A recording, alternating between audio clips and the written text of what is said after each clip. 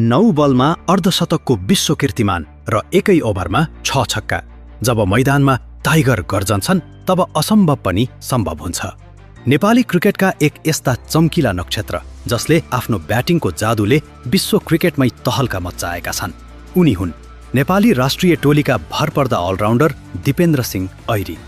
सुदूरपश्चिमको कञ्चनपुरमा जन्मिएका दिपेन्द्रको क्रिकेट यात्रा गल्ली क्रिकेटबाट सुरु भएर आज विश्व कीर्तिमानसम्म पुगेको छ।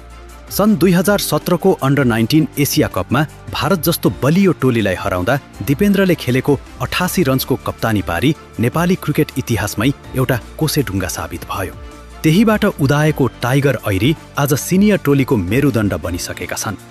19औं एसियाली खेलकुदमा मङ्गोलिया विरुद्ध मात्र 9 बलमा अर्धशतक प्रहार गरेर उनले युवराज सिंहको 16 वर्ष पुरानो विश्व रेकर्ड तोडे। यति मात्र होइन, कतार विरुद्धको एसिसी प्रिमियर कपमा एकै ओभरमा 6 छक्का प्रहार गरेर उनी T20 अन्तर्राष्ट्रियमा यो उपलब्धि हासिल गर्ने तेस्रो खेलाडी र पहिलो नेपाली बने। उनी केवल आक्रामक ब्याटर मात्र होइनन्, टोली अप्ठ्यारोमा पर्दा इनिङ्स सम्हाल्ने क्षमता, कसिलो बलिङ र मैदानमा उनको चुस्त फिल्डिङले उनलाई कम्प्लिट प्याकेज बनाएको छ।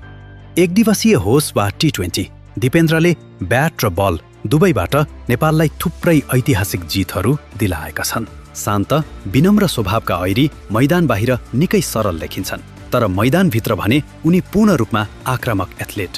मेहनत र अनुशासन उनका मुख्य बल हुन्। आज दिपेन्द्र सिंह ऐरी केवल एक खेलाडी मात्र होइनन्, उनी लाखौं युवाहरूको प्रेरणा हुन्। उनको यो लगनशीलता र विश्व कीर्तिमानले नेपाली क्रिकेटलाई अन्तर्राष्ट्रिय जगतमा ठूलो सम्मान दिलाएको छ। नेपाली क्रिकेटको यो टाइगरको गर्जन भविष्यमा पनि यसरी नै गुन्जिरहनेछ भन्नेमा हामी विश्वस्त छौं।